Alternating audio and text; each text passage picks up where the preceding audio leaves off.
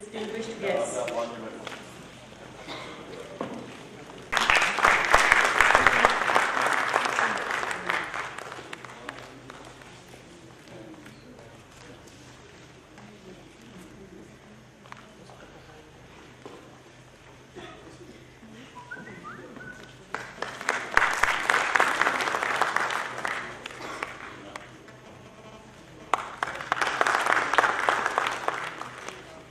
I would like to thank all of you for coming here at such a short notice and apologize for the delay in starting the function.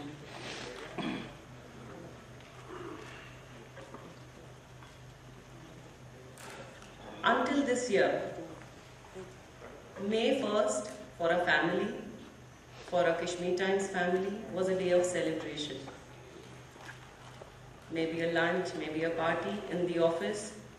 If it wasn't a lunch party, we all got out of scolding, at least on this day.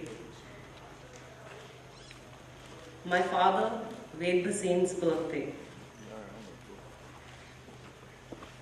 Last year, while he was ill, we were planning a surprise birthday party for him with his friends. This year, we are gathered together in his memory. And we felt that it was important to carry on that tradition of celebration. Why so? The man was special, not because he was my father, but there were certain values and certain principles he believed in and lived for and left a mark in the society. Ved Bhasin was a man of great vision, commitment, courage and conviction.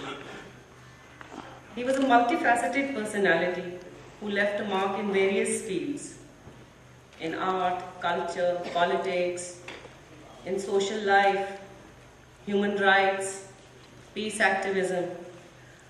But his greatest passion was journalism. He had a certain vision and a dream of a just and an egalitarian society, a secular society, of peace with justice, of a humane society and a democratic world order. And it was through journalism that he sought to pursue this vision and dream. And in Jammu and Kashmir and maybe beyond, he played a pioneering role in many ways, maintaining the best principles and ethics and standards of journalism, using journalism not only to suit his professional appetite to inform and write, but use this skill purposefully to side with the underdog, with the marginalized, with the voiceless and the weak and the oppressed, at the cost of angering the high and mighty, and often had to pay a price. He would proudly say, I was born on the Labor Day. And that is why I believe in the rights of the labor and the laboring and the working class. He also strived for an independent and a vibrant media and made a contribution. At the same time, he felt very strongly about the responsibility the media has on its shoulders. He was very cautious of not becoming a vehicle of communal provocation and felt that that is a role that media must play. And one should criticize freely, but never personalize criticism. Quite often he was known as an anti-establishment man. Some people admired him for that, some criticized him for that, and used the word with a certain amount of contempt. Perhaps that word needs to be redefined and contextualized. Did he write against the government just for the heck of it? Because he drove certain pleasure out of it? Got some monetary benefits or some political benefits? He did it consciously and with a sense of responsibility. Because the essence of journalism he believed in lies in understanding the responsibility of holding the powerful accountable. And he spoke out for the oppressed, downtrodden, and the voiceless, giving voice to them. So anti-establishment thus would mean speaking the truth, howsoever bitter it may be. And he had the courage and the conviction to go against the strongest of the winds and fight the strongest of the enemy without fearing the consequences. It wasn't easy to do so, especially in view of the nature of the politics in Jammu and Kashmir. It's very complex conflict and the various power centers operating here. He had to negotiate through all these, and he maintained his own and survived. His head held high with great dignity and no regrets. And he stood his ground even when he had to suffer. He was physically attacked. His office was attacked several times. There was slanderous campaigns also against him at one point of time. In the last few years, Kashmir Times, the institution he built from scratch, went through a lot of financial losses. But he refused to give up his principled stand and maintained the traditions and ethics of journalism and an independent and free media. Even in his illness, while we were still going through the financial crisis, he kept cautioning us to be prepared for anything. But never once did he preach compromise on the independent policy of the newspaper. That was his immense courage and strength. It is in view of what he stood for and what he believed in, and for the fact that he was a people's man, we felt that this special day could not have gone without a celebration. And so we decided to carry on with this tradition and begin on his birth anniversary a series of memorial lectures. Words sometimes have a very different kind of play in your life. A very dear friend of mine who lost her husband once told me, you accept reality at the end of the day, but there are little words that come back to haunt you. It was while she was filling forms and writing her status as a widow, or prefixing her husband's name with late, is when words begin to torment. And I can understand that better today. Because when I say memorial and memory, these are very tormenting words. My own personal loss or grief is too small in front of the legacy that my father leaves behind. And as part of Kashmir Times, I and my whole Kashmir Times family, we feel that we owed it to him to organize a public lecture. We will, in due course of time, be institutionalizing this effort of holding regular such lectures on an annual, if not a biannual basis, and bringing out publications based on what he wrote and what he said. There are some recordings and there are scattered writings, which we need to compile. In his own lifetime, I have one regret, that he never wrote a book, which he should have. Now we'll try and compile his writings and come up in a book form. We also hope to sometime institutionalize a media fellowship in his name, if we can. But there is a far bigger legacy of Mr. Ved Bhasin to be fulfilled. That is, of believing in his dream and his vision. May 1st was also significant for my father for another reason, though a sad reason. His very dear friend, Shamim Ahmed Shamim, a very well-known journalist and a writer, a parliamentarian, died on this day at a very young age of 45. They were very different personalities, but held very similar views, ideologies and perceptions, dreams and visions. And this was a dream of a just, peaceful society, a secular and a democratic world order. And I think May 1st is a perfect time when we redeem our faith in that vision. I'm happy to say that my father was a great optimist. And he was an optimist till his end. While he was ill, I felt that he was very dismayed and disillusioned by the way politics was shaping around in the world, by the increasing conflicts and wars, by the increasing might of the right wing and the communal forces within India. But I was wrong. While he was able to write during his illness, I gave him a diary to jot down whatever he felt. And I quote a passage from that, written on September 1st, 2015. I wonder why the ruling elite the world over fear freedom, freedom of thought, expression, freedom to oppose, criticize, disagree and protest. Why they are intolerant and insensitive to criticism.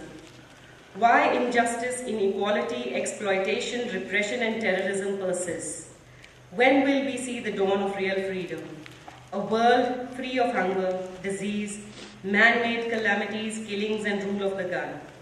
Will our dream of a world freed from conflicts, wars, bloodshed, hunger, disease and poverty, and that of a new social order based on justice and equality ever be fulfilled? I am disappointed, but hopeful of a better world, free from all ills, where all the people will feel happy, contented, and lead a purposeful life, free from greed and exploitation. And I think everybody who believes in that vision is an heir to that legacy. And with these words, I'd like to invite Mr. Said Malik to say a few words. Said Malik is a senior journalist from Jammu and Kashmir. He was very close to my father as a friend, as a mentor, as a companion. Our chief guest this morning, my colleague, Mr. Siddharth Vardarajan, Anuradha, Sethi Saab, Prabodhji, and ladies and gentlemen. Before I start on the main topic, I'm going to make a brief intervention. I would like to point out one fact, that this 1st of May has created a fateful linkage. Today is Shamim's death anniversary and Vedji's birth anniversary. For the last 24 years, since Shamim died in 1980, Vedji never missed to be with us on this day, till he fell ill last year. He came to celebrate his own birthday with us, more of it to commemorate Shamim. So today, here, when she called me, we also had a function there. I said, it's a debt of gratitude I must pay, I owe it to him. And the debt of gratitude with Vedji has, we have to pay him back, is much more than I just mentioned. It's also not a mere coincidence that Shamim and Ved Bhasin were quite dissimilar in many respects, but they were very similar in their mindset, in their thinking, in their approach. They were both freedom lovers, they were both secular, they were both against exploitation, they were both against narrow-mindedness. And the common thing that bound them together is that even when they opposed tooth and nail, when they criticized people, they stopped short of hating hatred. whether it is between regions, whether it is between sects, whether it is communities or countries. This is the problem today, which I am sure Siddharth Vardarajan will deal with it. The hatred, when we start, there is one thing being critical, there is one thing being rival, one thing being opponent, but everything has a limit. That is what the journalist must observe. I am sure none of us would find, I'm not saying they are superhuman beings, the Shamim or Bhasin Sahib. They must have made their own mistakes, their own share of mistakes. They must have had their own shortcomings. But when it comes to dealing with public affairs, expressing their opinion, they stopped. They were against hatred of any kind. So hate not this, hate not, even in the worst of times, whether it was an agitation in Kashmir or an agitation in Jammu against that or vice versa, they, at that time, it was a saner voice that we heard from both of them. Shamim in earlier times, Vedji more forcefully, Shamim in Urdu in his own way, he did the same thing there, and he did not win friends, I must tell you, because this type of approach does not win friends. It only creates, there are many people whose vested interests are hurt, and this was the person Vedji symbolized. Vedji's another quality was that he was consistent. You see, I must say, I have also been with him for so many years now. His consistency, and whenever he was convinced that he is right, he was ready to pay the price for saying it loudly. Not many of us, at least in my profession I can say, would claim that type of record. Another point I think, that Vedji never used his instrument of approach or talking to people, that is his newspaper or his profession, for his personal aggrandizement. Never. Look at his material assets, where he stands, in compared to his contemporaries. Look at where he stands as far as possessions are concerned. Where nobody can match him, or very few can, indeed, if at all, is that being consistent in whatever he believed was true. And many would, I am sure, I agree to this, that not everybody need to agree to his viewpoint, but many would agree that he was honest in his opinion, whatever he said. There is always room for difference. There was always room for, in fact, when he differed, he gave the right to others, and he fought for that right. That is the essence of whether it is democracy or journalism or whatever it is. I am sure I should not be touching more on that, because that is what my friend Siddharth Vardarajan has come here for, even to talk. I'll only say, wind up by saying one thing, that it's a legacy that has been left behind. And I may again mention Shamim's name, Shamim and Vedji, which deserves to be carried forward. And it's a good thing that they have started this series. It's good that you, as local society, at least you carry forward the ideas that are generated in these gatherings, and from that, maybe the future generation. I have seen from our experience, we are reproducing year after year what Shamim wrote on issues that confront us even today, whether it is issues of economic issues, social issues, ideological issues, political issues, what he wrote. And I find, though he died in 1980, most of it is 99.9% relevant today also. And it is needed today also. I wish same thing is done in case of Vedji's writings, his speeches, and this I think is a good step in that direction, and I wish it all the success. Thank you. Mr. Krishndev Sethi has been a friend of my father for the last 5-6 decades. He had a major role to play in the Quit Kashmir movement. And despite the very different political ideologies, my father was a socialist, Mr. Sethi is a leftist. But on a personal level, there was a very strong bonding. And there were certain common grounds that they agreed on secularism, on a democratic world. And I'd now like to request Mr. Sethi to say a few words.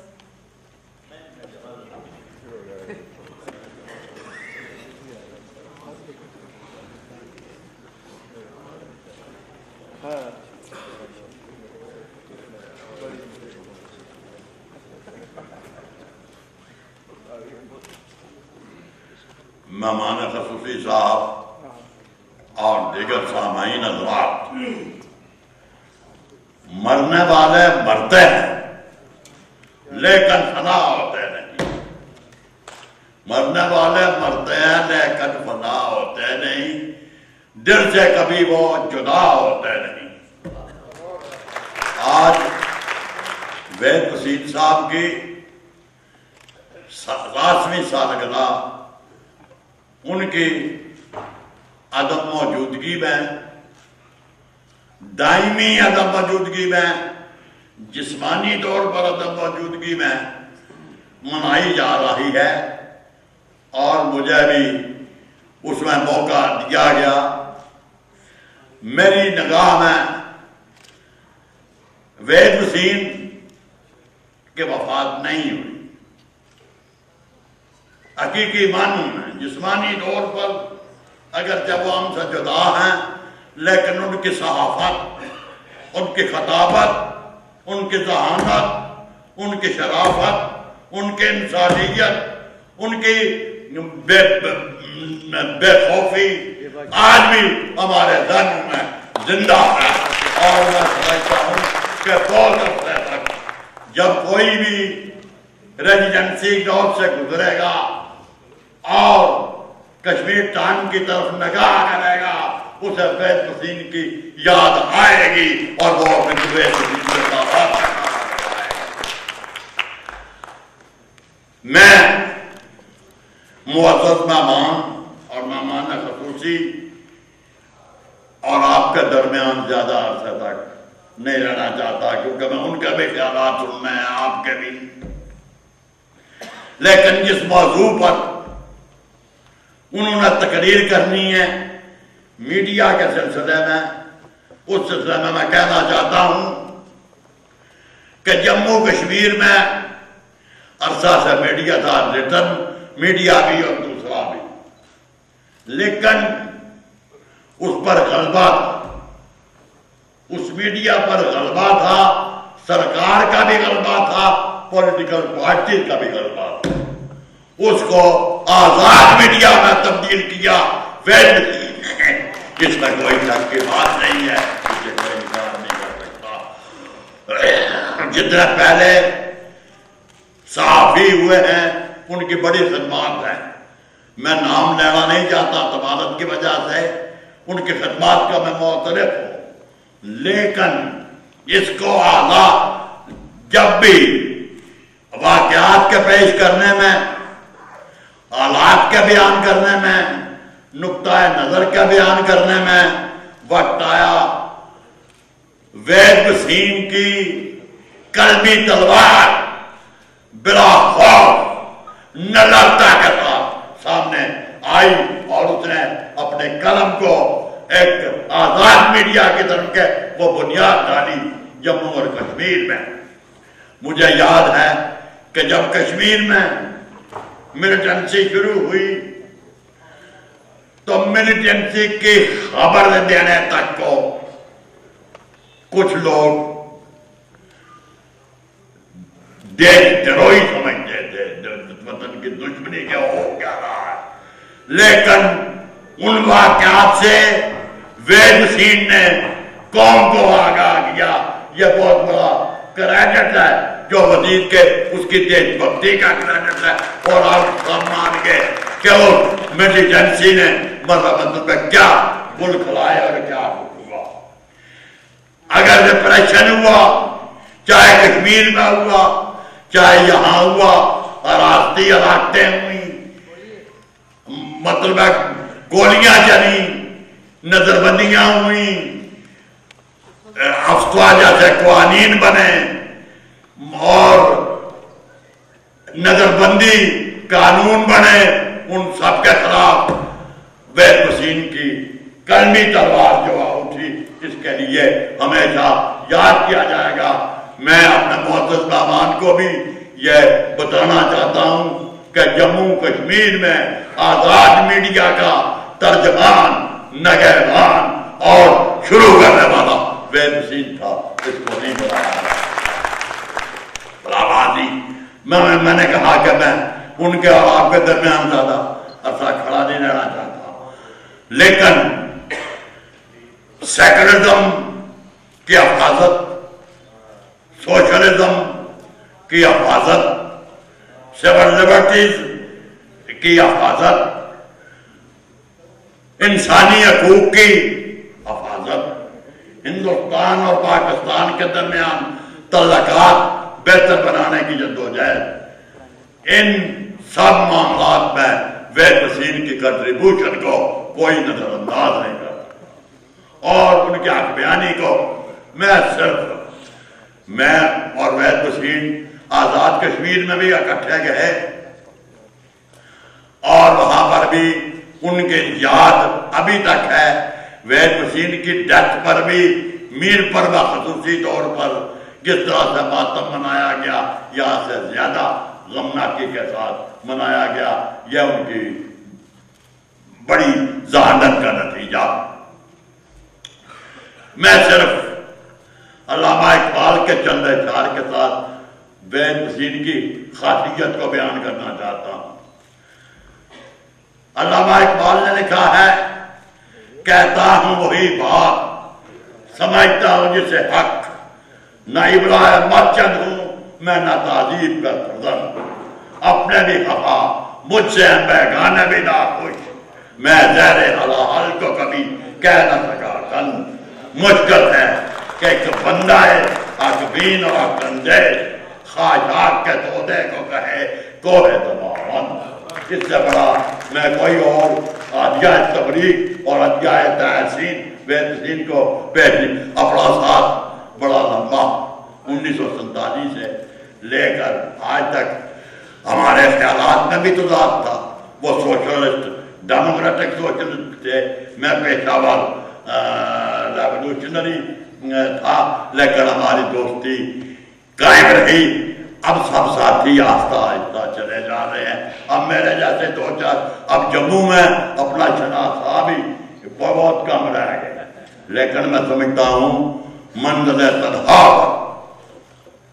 अकेले पहुंचे, कोई तमन्ना साथ न थी, थक थक के सदाना एक एक साथी बिछड़ गए।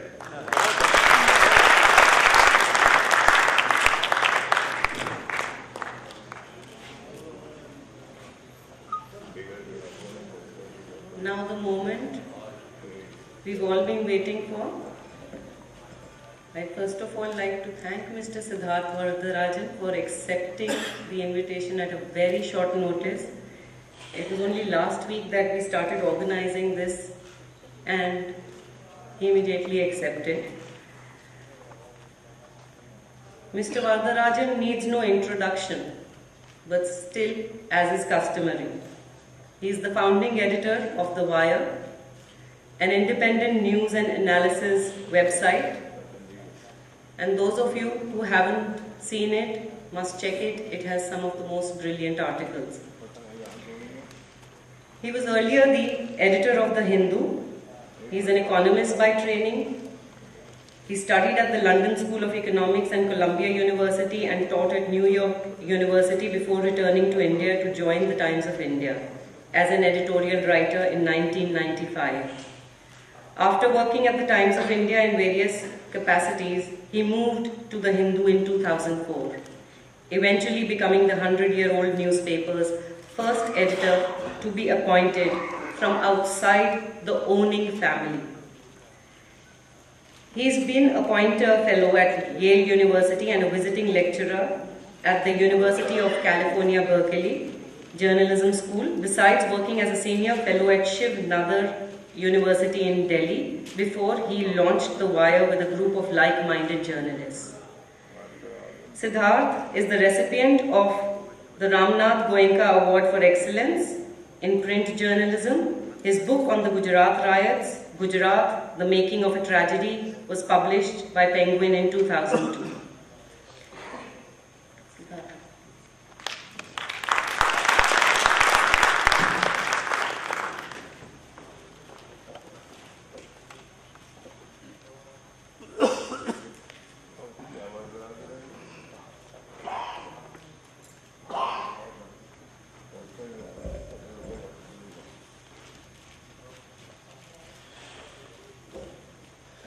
अनुराधा जी, Syed Malik Saab, Prabodh Jamal ji, Comrade Sethi, friends, it's honestly a great honor for me to be invited to deliver this first memorial lecture in honor of Ved Bhasin ji, an editor and journalist that I admire greatly.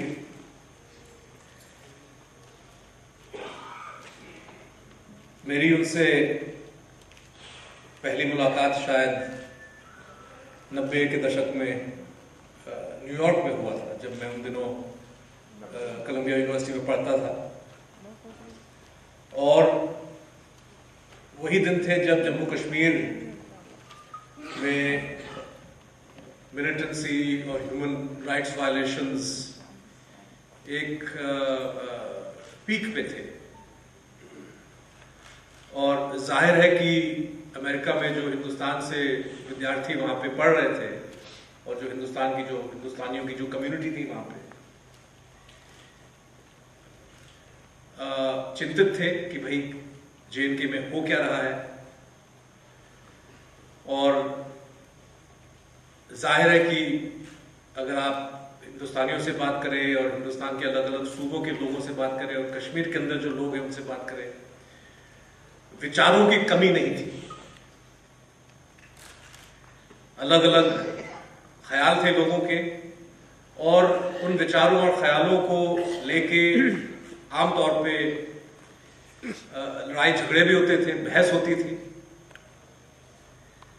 Bhasin साहब से हम लोगों ने ये सीखा कि आपके अपने सियासी सोच, आपके अपनी विचारधारात्मक जो एक आइडिया है, आपकी जो अपनी सोच है, वो अपनी जगह में ठीक है और इस पे बहस होनी चाहिए। लेकिन अगर हम कश्मीर के मसले के बारे में बात करें तो कुछ चीजों को मरकज बना के हमको आगे बढ़ना चाहिए। और खास तवज्जो उन्होंने इंसानी हुकूक पे दिया कि कश्मीर हिंदुस्तान का अटूट अंग है, नहीं है। कोई कहता आजाद होना चाहिए, कोई कुछ कहे, मिलजुल के हम बात कर लें, इस पर बहस कर लें। 370 होना चाहिए, नहीं होना चाहिए। लेकिन हिंदुस्तान के आईन के मुताबिक जो इंसानी हुकूक हर शहरी को मिलने चाहिए, उन राइट्स को अगर हम सेंटर स्टेज पे डाल के पॉलिसीज के बारे में बात करें तो ज्यादा बेहतर होगा। और इस चीज इंसानी हुकूक को अगर हम एक तरह से एक पॉइंट ऑफ कन्वर्जेंस बनाए, जिसमें बहस नहीं होनी चाहिए, जिसमें डिवीजन या डिफरेंस ऑफ ओपिनियन नहीं होनी चाहिए, क्योंकि कॉन्स्टिट्यूशन के तहत जो राइट्स गारंटीड हैं सिटीजन्स के लिए, ये मांग करना कि उन हुकूक, वो ह्यूमन राइट्स जो हैं, जो मानव अधिकार हैं, पूरी तरह से इनको रिस्पेक्ट मिलना चाहिए, ये कभी भी किसी डेमोक्रेसी के अंदर एक पॉलिटिकल पॉइंट ऑफ डिवीजन नहीं होना चाहिए। उनका ये मौकफ उन दिनों मुझे लगता है कि एक तरह से काफी बहादुरी का उनका स्टैंड था। आमतौर पे उन दिनों, आज भी शायद जो लोग इंसानी हुकूक की बात करते हैं, बड़ी आसानी से उन पे तरह तरह के इल्जाम लगाए जाते हैं। लेकिन वसीम साहब अपने मौके से पीछे नहीं हटे और अलग अलग लोगों से वो बात बहस करते थे, कन्विंस करने की कोशिश करते थे, लेकिन अपने प्रिंसिपल स्टैंड से और खास तौर पे अपने जर्नलिज्म से पीछे नहीं हटे।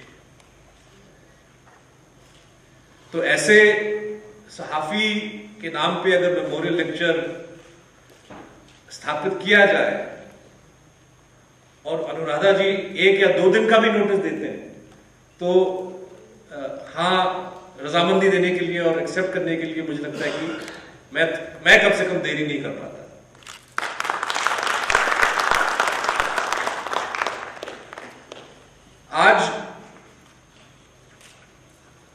टॉपिक जो अनुराधा जी और हमने मिलके तय किया वो ये, क्योंकि भसीन साहब थे सहाफ़ी और मैं भी जर्नलिस्ट हूँ, और जर्नलिज्म एक ऐसा टॉपिक है जो एक तरह से देश के सामने जो सबसे बड़े, सारे बड़े सवाल हैं, जर्नलिज्म पूरी तरह से उन सवालों से जूझता रहता है।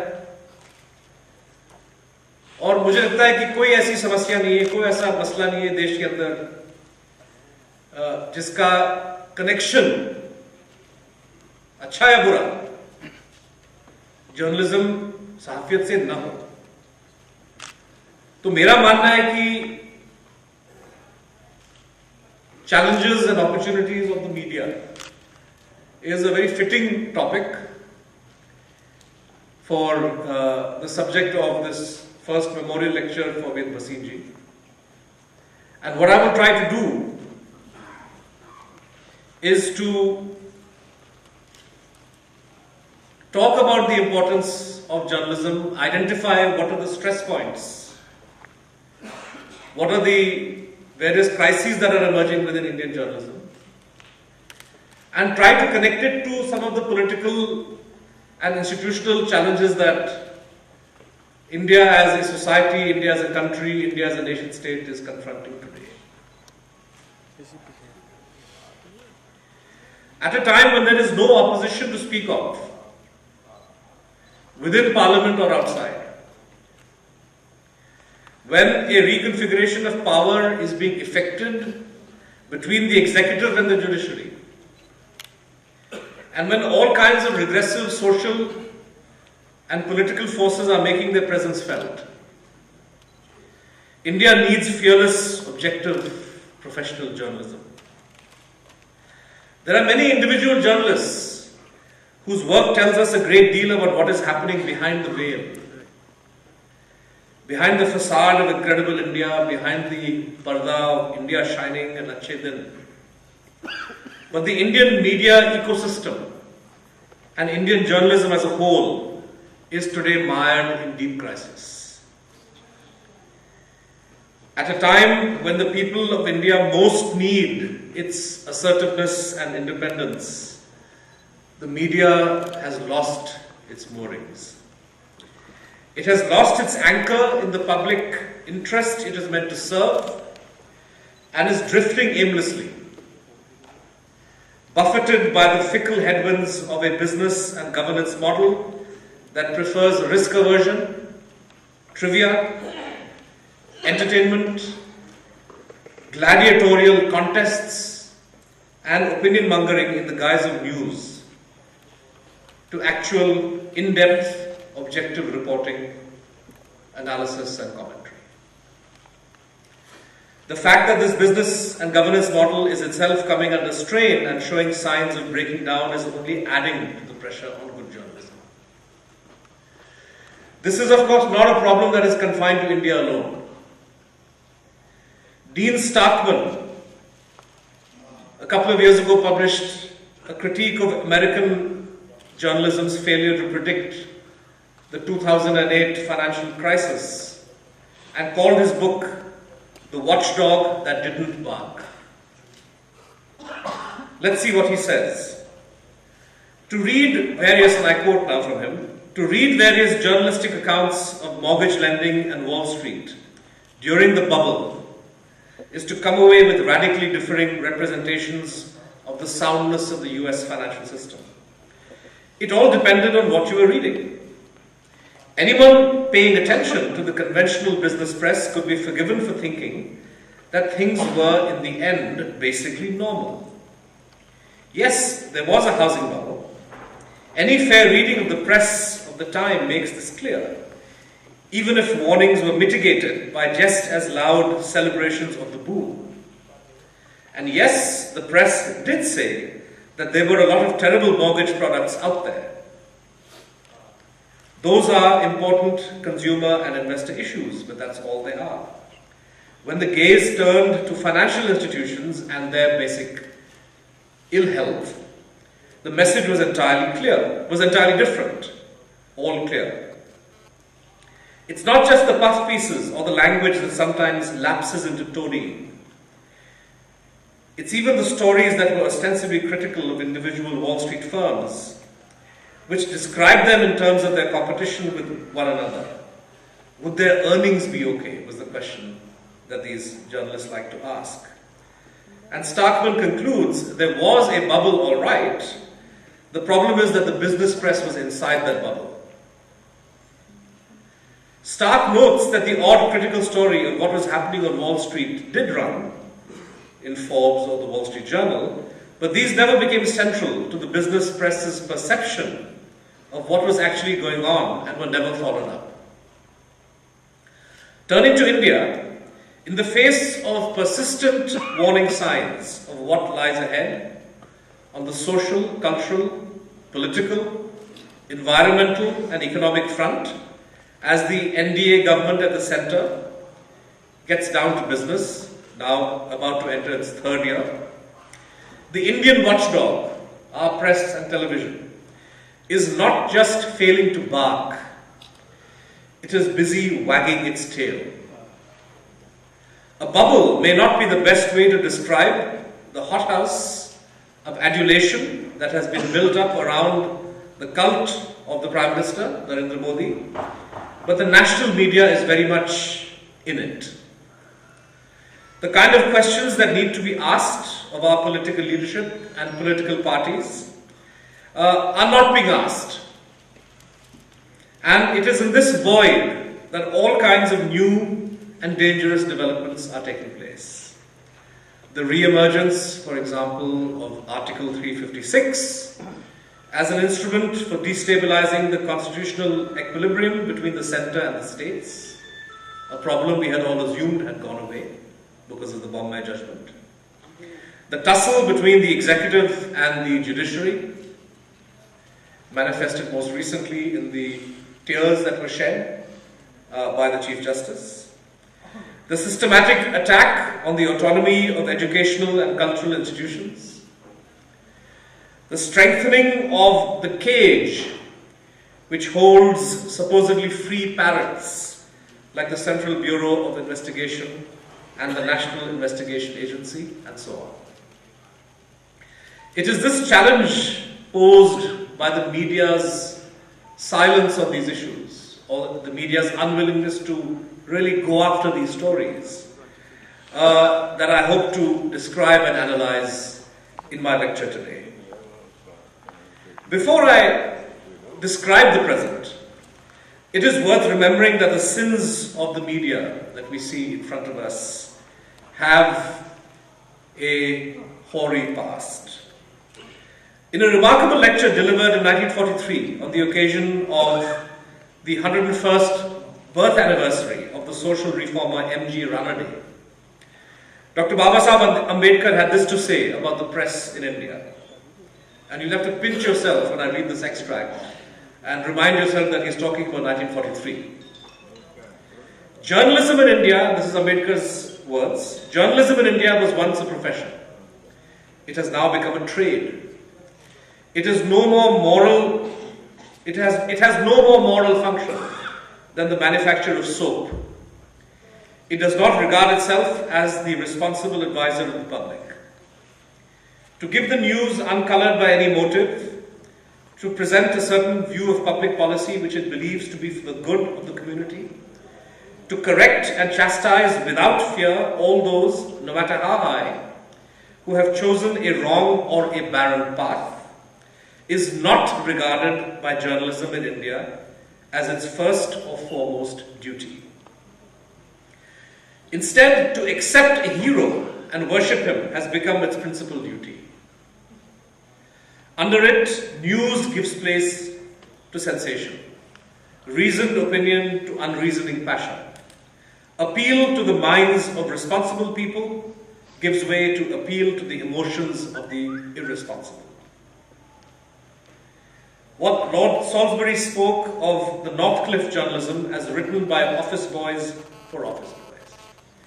Indian journalism is all that plus something more. It is written by drum boys to glorify their heroes. Never has the interest of country been sacrificed so senselessly for the propagation of hero worship. Never has hero worship become so blind as we see it in India today. There are, I am glad to say, honorable exceptions, but they are too few and their voice is never heard. 1943. Ambedkar was speaking, of course, about Gandhi and Jinnah. Those were the heroes he referred to. But his words have a familiar echo, don't they? He then went on to make another prescient point. In establishing their supremacy, these leaders have taken the aid of big business and money magnates. For the first time in our country, money is taking the field as an organized power. For in these days, with the press in hand, it is easy to manufacture great men. In the past 3 decades, ladies and gentlemen, we have seen the media lionize one leader after the other. 1984, you remember the huge emotional support that we saw in the media for Rajiv Gandhi. Then we had Narasimha Rao. Then we had Atal Bihari Vajpayee. Then Manmohan Singh. P. Chidambaram.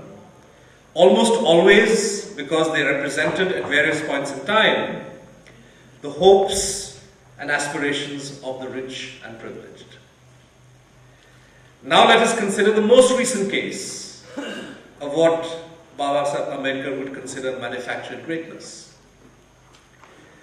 Narendra Modi is where he is today, not just because he was a more capable contender for the post of Prime Minister than the inexperienced Rahul Gandhi, or only because voters were fed up, as they should have been, with the corruption and inefficiencies of the United Progressive Alliance government, but because his capabilities were the subject of a relentless and well-funded marketing campaign that got off the ground as early as 2010. This campaign was fueled by the impatience of the corporate sector for a return to the Achhe Din of rent seeking, the process of earning super profits from favorable allocations of spectrum, coal, land, etc., which the weak and indecisive government of Manmohan Singh was incapable of defending in the face of an independent judiciary and an assertive Comptroller and Auditor General. It is an open secret that the corporate sector deserted the ruling Congress and started pouring money into the Modi campaign. Indications are that the amount spent in the 2014 Lok Sabha election runs to a figure at least 10 times higher than in the election which preceded it 5 years earlier. One estimate pegs the BJP's advertising spend across all India, including hoardings, at a staggering rupees 5,000 crore. That is just a little bit less than the roughly $1 billion that the Obama campaign spent under all heads in the 2012 US presidential election. Now, what about expenditure limits, you might ask? Well, you might ask the question, but the media didn't. Another case of the watchdog that didn't bark. For the 2014 election was a reminder of the one big loophole in India's election rules, designed to favor parties backed by the rich. While there is a limit on what individual candidates may spend, and currently that limit is either rupees 54 lakh or rupees 70 lakh, depending on which state or constituency a candidate happens to contest from, there is actually no limit to what political parties may spend in the course of an election campaign. The only limits are on the candidate's expenditure. In Britain, whose election system India broadly follows, there is a cap on both the individual candidate's expenditure and his or her party's. It would be naive on our part to believe the deployment of money on the scale it has been would not have had an impact on the election result and on the policies of the government, which is elected on the basis of financial support from the richest Indians of this magnitude. In the Amarnath Chawla case, the Supreme Court in 1974 recognized the principle that election expenditure must be limited in order to ensure equality between candidates and to eliminate as far as possible the influence of big money in the electoral process. Though it did not set a limit, it ruled that some limitative ruling on expenditure for general party propaganda during elections is eminently desirable. And it's been more than 4 decades since that ruling of the Supreme Court. There is no sign of any attempt by any political party to introduce expenditure limits for political parties. The court had observed then that if election expenditure were not limited, political parties would go all out for collecting contributions, and obviously the largest contributions would be from the rich and affluent, who constitute but a fraction of the electorate. And this is the Supreme Court's own words. The pernicious influence of big money would then play a decisive role in controlling the democratic process of the country, quote, unquote. This is precisely what is happening with the corporate sector now fully into the act, making both open and hidden contributions. In a story that was barely reported and certainly not followed up, the Delhi High Court in April 2014, in the midst of the election campaign, found that both the Congress and the BJP had been guilty of illegally accepting money from the UK-based firm Vedanta. The response of the BJP, of the Modi government, to this judgment was not to apologize and ensure that the BJP and all parties will henceforth obey the law, but to smuggle in to the recent finance bill a change in the Foreign Contributions Regulation Act, which will redefine the